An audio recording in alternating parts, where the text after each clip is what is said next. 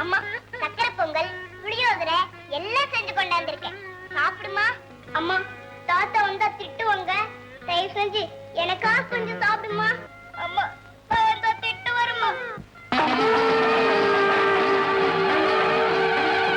அம்மா அம்மா வந்துட்டியாம்மா? குழந்தை அழுது தாய் அணைப்பால் கொடுப்பாள், அது இயற்கை. இங்கு குழந்தையே தாய்க்கு கொடுப்பது விந்தை.